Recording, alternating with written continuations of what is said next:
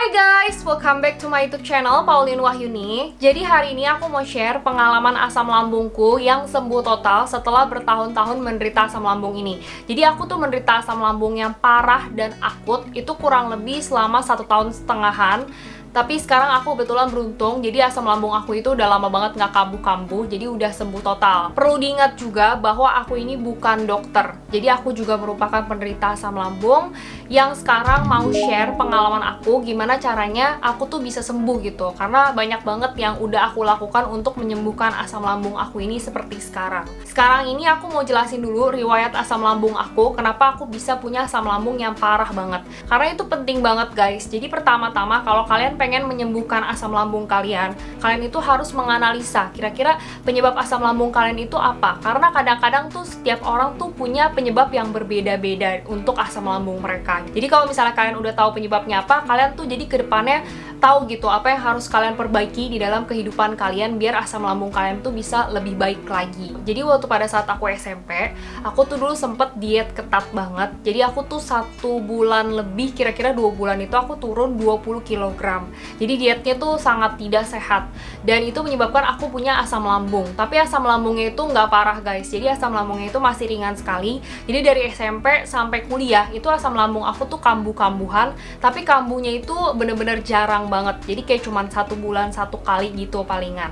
Dan kalau kambuh pun tuh yang aku rasakan itu adalah di ulu hati aku, di bagian bawah dada itu aku ngerasanya tuh kayak ngerasanya ngeganjal, terus kayak enek gitu loh, kayak pengen muntah gitu. Tapi kalau misalnya aku minum Polisilen atau Promax itu udah langsung hilang, langsung enakan. Jadi itulah awal mulanya untuk asam lambung aku. Memang pola hidup aku dari dulu tuh udah berantakan banget ya guys, terutama pada saat zaman sekolah dan kuliah. Itu aku hobinya tuh begadang, dan juga karena begadang jadinya kurang tidur kan guys. Jadi setiap hari itu aku paling tidur kayak 4-5 jam, dan itu bener-bener setiap hari aku lakukan gitu. Ditambah lagi pola makan aku. Pola makan aku tuh bener-bener kalau bisa dibilang tuh hancur banget, berantakan parah. Karena misalnya nih, hari ini terakhir kali aku makan tuh jam 9 malam. Besoknya aku bisa makan tuh jam 3 atau jam 4 sore. Jadi perut aku tuh bisa kosong selama itu guys. Ditambah lagi pada saat perut aku kosong, belum makan apapun itu, aku udah berani ngopi yang kental, terus juga minum teh-tehan yang kental kayak Thai tea, milk tea gitu. Terus ditambah lagi aku tuh hobinya dulu tuh makan yang cabe-cabean. Tiap hari tuh aku pasti makan yang pedes gitu, pasti ada cabenya karena memang aku suka banget. Aku juga makannya tuh banyak goreng-gorengan yang berlemak, pokoknya yang berminyak itu aku doyan banget guys dulu. Ditambah lagi memang secara mental aku tuh orangnya pemikir, jadi apa-apa tuh dipikirin, hal kecil dipikirin gitu. Jadi orangnya tuh mudah stres, terus aku juga mudah cemas, mudah panik. Penyebabnya itu adalah secara mental aku yang memang mudah cemas, panik, stres, ditambah lagi digabungkan dengan pola hidup aku yang berantakan. Jadi setelah aku analisa, itulah penyebab asam lambung aku bisa sampai separah kemarin. Nah, puncak asam lambung aku parah itu nggak lama setelah aku lulus kuliah. Gejala asam lambung aku yang parah pertama kali yang aku rasakan adalah di ulu hati aku. Tiba-tiba aku ngerasa kayak ngeganjel gitu, kayak makanan gak mau turun. Terus aku ngerasa kayak enek banget, kayak makanan itu kayak mau keluar lagi ke atas gitu. Perut aku tuh perih banget, tapi perihnya tuh bener-bener perih yang kayak perut kita kosong, belum dikasih makanan apapun gitu. Dan itu aku minum Polisilen dong ya kan, karena kan biasa aku sembuh. Tapi kali ini Polisilennya nggak mempan guys, jadi nggak sembuh, dan itu terjadi terus menerus. Jadi setiap hari itu pasti aku merasakan hal itu gitu loh, dan itu bisa seharian aku rasakan. Akhirnya di situ aku ke dokter umum, tapi dokter umum obatnya nggak mempan di aku. Akhirnya aku coba ke spesialis lain, spesialis memang khusus untuk asam lambung, dan beliau itu kasih aku daftar pantangan makan dan juga makanan apa aja yang harus aku konsumsi sebagai penderita asam lambung. Terus juga dia kasih aku obat resep gitu. Tapi di sini setelah aku cari-cari, ternyata aku nggak dapet resepnya guys. Jadi resepnya itu udah hilang ternyata. Sorry banget ya guys. Jadi aku nggak bisa share. Dan kebetulan di situ aku sembuh tuh. Setelah gejala asam lambung aku yang pertama sembuh, akhirnya aku muncul lagi gejala yang kedua.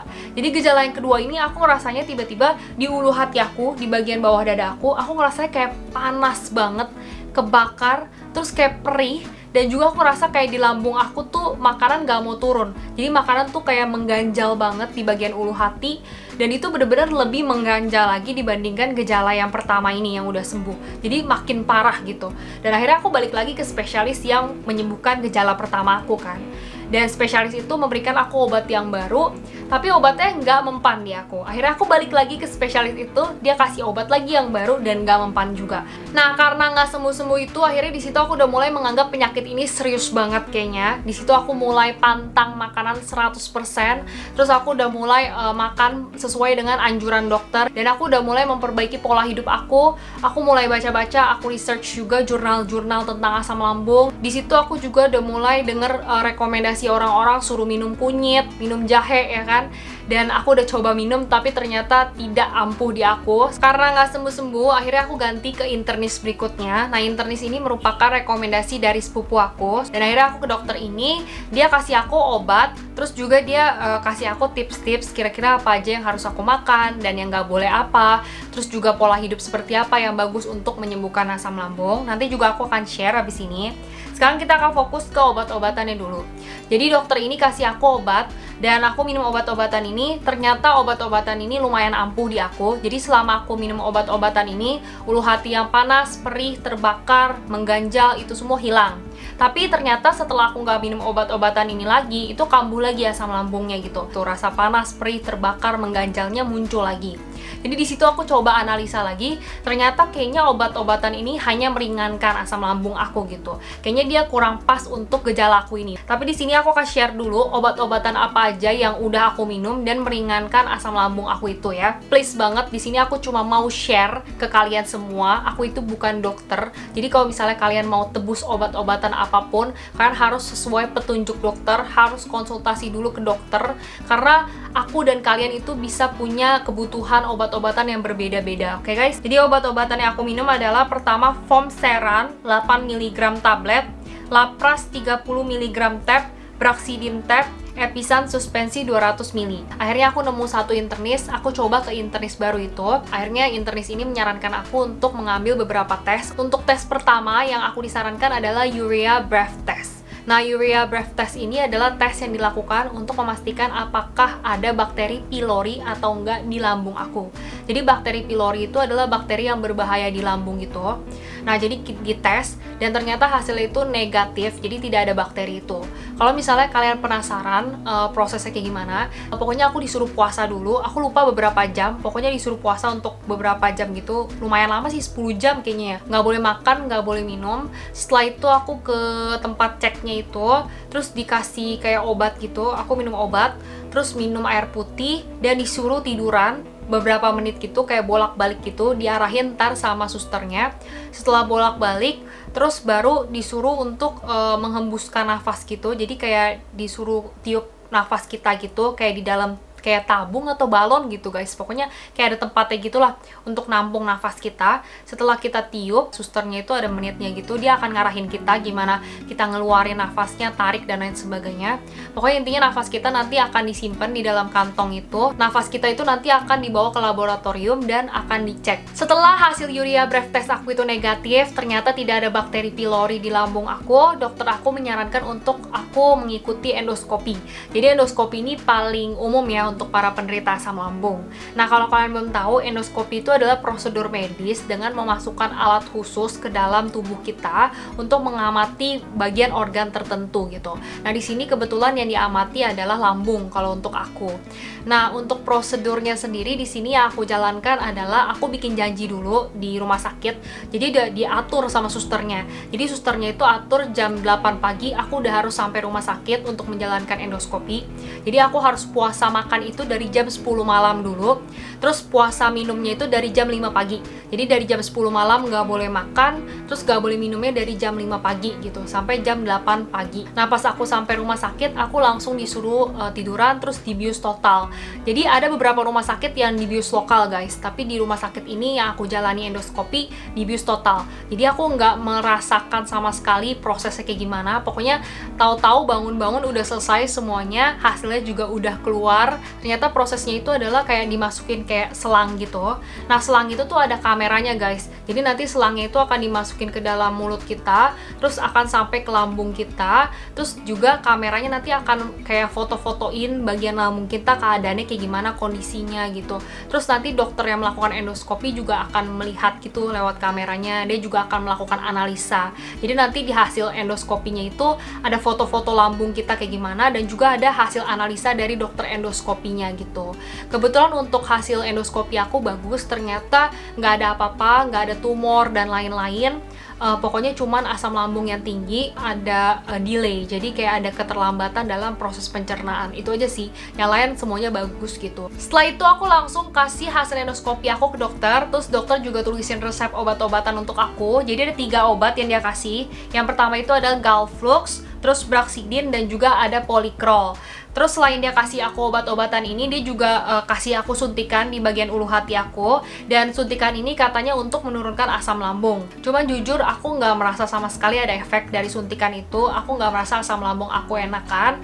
Dan setelah itu aku coba untuk tebus obat ini. Setelah aku minum obat-obatan ini sampai habis, jujur aku merasa tidak ada efek apapun, kayak nggak ada perubahan. Nah, setelah itu aku balik lagi ke internis yang sama, aku cerita. Dan internis itu langsung tanya ke aku apakah suntikan yang terakhir itu di ulu hati ada efek apa enggak. Dan aku bilang nggak ada efek sama sekali di lambung aku. Akhirnya internis ini memberikan aku obat yang baru. Jadi obat yang kali ini dia berikan tuh ada 2, yaitu Galflux sama Pariet. Dan untuk Galflux sama Pariet ini aku coba minum, ternyata ada efek di aku. Jadi beberapa kali minum itu udah langsung berasa enakan, rasa panas, perih, kebakar, mengganjalnya juga udah hilangan, walaupun nggak 100% gitu. Dan sekali lagi aku itu bukan 1 kali tebus obatnya, jadi karena aku merasa cocok, akhirnya aku nggak balik lagi ke internisnya, tapi aku tebus beberapa kali obat ini. Sekali lagi aku juga mau ingetin buat teman-teman semua bahwa dalam proses penyembuhan asam lambung aku ini, aku itu tidak 100% mengandalkan obat. Memang obat itu penting, tapi yang terpenting itu adalah kita bisa merubah dan membenahi gaya hidup, pola hidup, dan pola pikir kita. Nah, sekarang aku akan langsung aja share ke kalian tips and tricks yang aku lakukan dalam kehidupan sehari-hari sehingga bisa membantu aku menyembuhkan asam lambung secara total. Yang pertama itu adalah kita harus menggunakan bantal yang lebih tinggi. Jadi kalau misalnya aku pribadi, aku itu doublein bantal aku, jadi aku pakai 2 bantal sekaligus untuk tidur. Nah, ini gunanya adalah untuk membuat kemiringan antara mulut kita dengan lambung kita itu jadinya lebih tinggi. Kalau misalnya kita pakai bantal double, itu otomatis kan kepala kita lebih ke atas gini.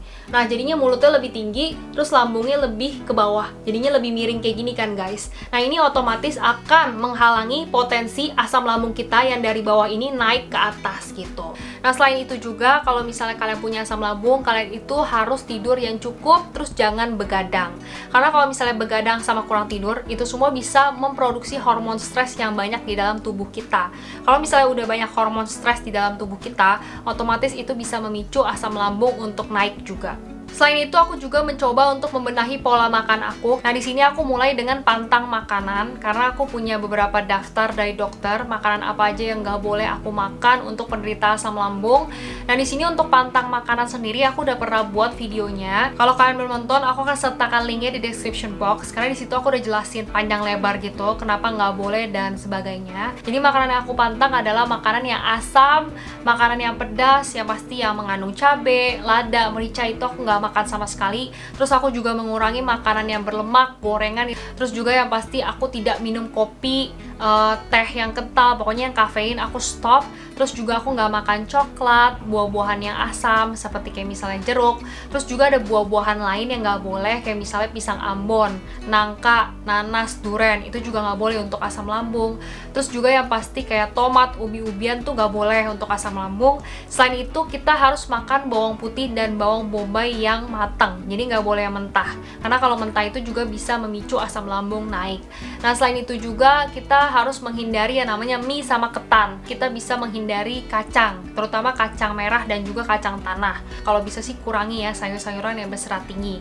Nah, untuk sayur-sayuran yang berserat tinggi itu ya aku maksud kayak misalnya nih kol, singkong, nangka, sawi, toge. Jadi dari semua pantang makanan ini, aku waktu parah-parahnya asam lambung ya, aku bener-bener stop 100%. Setelah itu kita juga harus mulai memperhatikan cara mengunyah makanan kita guys. Nah, di sini sebelum aku tahu hal ini, aku itu orangnya males banget ngunyah makanan. Jadi kalau misalnya aku makan, itu aku punya cuma beberapa kali, langsung aku telan. Ternyata itu gak boleh, terutama buat kita yang punya sakit asam lambung ya guys. Karena kalau misalnya kita lagi makan nih, kita itu harus kunyahnya itu lebih secara perlahan-lahan, terus lebih banyak dikunyah, pokoknya lebih banyak digigitnya itu. Kalau misalnya kita lebih banyak ngunyah makanan, otomatis kan makanannya jadi lebih hancur, lebih halus kan. Jadi ketika kita telan, itu makanannya itu lebih mudah dicerna. Jadi lambung kita itu bekerjanya nggak lebih ekstra keras gitu loh guys. Nah, selain itu juga kita itu harus memperhatikan porsi makan kita. Kalau misalnya kalian punya penyakit asam lambung, kalian itu nggak boleh langsung sekaligus makan yang banyak. Tapi kalau bisa tuh makannya dalam porsi yang sedikit-sedikit, kecil-kecil tapi sering. Misalnya satu hari, kita itu nggak boleh makan sekali langsung nasi putih yang banyak, lauknya yang banyak, itu nggak boleh. Tapi kalau misalnya kalian punya sakit asam lambung, kalian itu harus makannya itu sedikit-sedikit, kayak misalnya nasi putih sedikit, lauknya sedikit, tapi satu hari itu kalian bisa makan 7-8 kali, nggak apa-apa. Karena lambung kita itu lebih bisa mentolerir jumlah makanan yang lebih sedikit dibandingkan kalau banyak. Lalu setelah makan, yang pasti aku melarang diri aku untuk langsung berbaring atau tidur-tiduran, karena itu gak boleh banget guys. Dulunya sebelum aku tahu itu gak boleh, abis makan tuh aku langsung berbaring di ranjang gitu, langsung tidur-tiduran gitu. Dan ternyata itu gak boleh, karena kalau misalnya abis kita makan langsung tiduran, itu bisa memicu asam lambung kita itu langsung naik ke kerongkongan kita. Makanya abis makan itu kita lebih baik duduk yang tegap atau kita melakukan aktivitas yang ringan gitu. Nah, setelah kita abis makan, yang pasti kita kasih jeda waktu sekitar 2-3 jam. Setelah 2-3 jam baru kita boleh tidur-tiduran atau baring-baringan gitu. Nah, selain untuk makan sendiri, kita itu juga bagus banget untuk minum air hangat. Karena aku sudah mulai membiasakan diri aku minum air hangat sejak aku sakit asam lambung. Ini aku taunya juga dari papaku ya, karena kan papaku juga penderita asam lambung. Nah, ternyata setelah aku cari tahu, memang air hangat itu bagus, terutama kalau untuk pagi hari. Jadi di pagi hari perut kita kosong, kita langsung minum 1 gelas air hangat, itu bagus banget untuk kesehatan dari sistem pencernaan kita. Selain itu juga air hangat tuh bagus untuk meredakan nyeri dari asam lambung itu sendiri, dan air hangat itu bisa meningkatkan kerja usus kita. Jadi intinya air hangat itu bagus banget. Lalu aku juga coba membiasakan diri aku untuk sarapan setiap pagi guys. Kalau dulu kan aku nggak pernah sarapan ya, jadi biasanya aku makan-makan tuh kayak langsung siang atau sore, dimana tuh sebenarnya nggak boleh karena perut jadi kelamaan kosong, jadi kelaparan kan perut kita gitu. Itu bisa meningkatkan asam lambung naik. Nah, makanya penting banget setelah itu aku coba sarapan pagi. Nah, untuk sarapannya sendiri buat penderita asam lambung, kata dokter aku yang paling bagus itu adalah sarapan oatmeal atau roti gandum. Jadi biasanya setiap pagi tuh aku makan oatmeal atau roti gandum. Selain itu juga penting bagi kita untuk makan nasi guys, terutama nasi merah karena gulanya rendah ya guys. Jadi ini aku taunya juga dari dokter ya. Kalau dulu tuh aku orangnya jarang banget makan nasi karena aku takut gendut guys. Kalau sekarang aku makan nasi setiap hari. Karena ternyata nasi itu adalah karbohidrat yang paling bikin perut kita kenyang dalam waktu yang lama. Jadi perut kita tuh nggak gampang lapar gitu. Selain itu aku juga membiasakan diri aku untuk makan buah-buahan setiap hari, terutama buah-buahan yang sehat dan juga buah-buahan yang nggak asam. Contohnya kayak misalnya pepaya, pir, atau buah naga, itu aku konsumsi setiap hari karena itu bagus banget buat lambung kita juga. Terus buah-buahan ini kan bisa membantu untuk melancarkan sistem pencernaan juga gitu. Nah, selain buah-buahan sendiri, yang pasti kita harus perhatikan dari daging. Daging itu juga harus kita pilih-pilih guys. Di sini aku juga membiasakan diri aku untuk makan daging ayam dan daging ikan aja. Karena daging ayam sama ikan itu teksturnya lembut banget, jadi lebih mudah dicerna. Selain itu juga dia rendah lemak, jadinya lebih aman untuk lambung kita. Karena kalau misalnya kalian punya penyakit asam lambung, kalian itu harus menghindari daging yang teksturnya itu keras, yang susah dicerna, sama daging yang tinggi akan lemaknya. Nah, itu dia jadi pola hidup baru yang sudah aku terapkan dalam kehidupan sehari-hari, dan menurut aku itu sangat membantu proses penyembuhan asam lambung aku. Nah, selain pola hidup baru, aku juga menerapkan pola pikir baru. Karena bohong kalau misalnya aku bilang pikiran tuh nggak ngaruh ke lambung. Karena pikiran itu sangat berpengaruh ke asam lambung kalian guys. Kalau misalnya kalian orangnya tuh pemikir, stresan, itu pasti susah banget asam lambungnya untuk sembuh. Nah, aku pribadi aku udah ceritakan tadi kalau aku tuh orangnya apa-apa dipikirin, apa-apa distresin, terus aku juga mudah cemas, mudah khawatir, panikan gitu. Nah, setelah aku sakit asam lambung ini, aku kan coba cari tahu ya, ternyata stres, pemikir itu tuh sangat mempengaruhi asam lambung kita, jadinya susah sembuh. Dan menurut aku sakit asam lambung itu bikin aku menderita banget gitu, dan uang aku tuh udah keluar banyak untuk obat-obatan, gak sembuh-sembuh lagi kan. Nah di situ akhirnya aku mencoba mencari cara gimana caranya aku tuh bisa mengalihkan stres aku gitu. Nah aku akhirnya menemukan guys, untuk waktu yang lama saat ini aku menemukan cara mengalihkan stres aku menjadi happy. Contohnya adalah aku tuh sekarang lagi suka banget sama seorang artis, jadi artis dari luar negeri gitu. Jadi tuh aku suka banget sekarang nontonin filmnya dia. Jadi ngeliat actingnya dia, lihat mukanya dia aja tuh udah bikin hati aku tuh seneng gitu. Nah sekarang jadi kalau misalnya aku lagi stres, aku tuh langsung nonton dia. Jadi kalau misalnya aku lagi nonton film dia, itu dari stres pun jadinya happy. Jadi seneng, bisa senyum-senyum sendiri guys. Jadi menurut aku tuh itu cara yang paling efektif banget dalam mengalihkan stres aku. Dan itu aku carinya dalam waktu yang lama ya guys, jadi nggak langsung ketemu. Jadi itu ketemunya tuh dalam waktu yang lama, aku juga coba mencari dari diri aku gitu.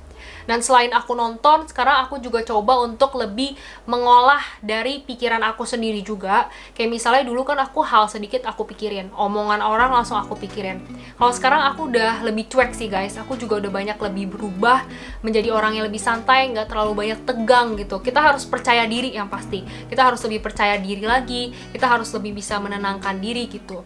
Buat teman-teman semua yang mau beli soft lens seperti yang aku pakai ini di semua video YouTube aku, kalian bisa langsung beli soft lens ini dari Instagram Mix and Best. Kalian langsung aja chat adminnya melalui WhatsApp atau Line ya. Nah, tadi kan aku udah jelasin kalau misalnya ada banyak banget ciri-ciri atau gejala dari asam lambung yang mungkin berbeda-beda untuk setiap orang.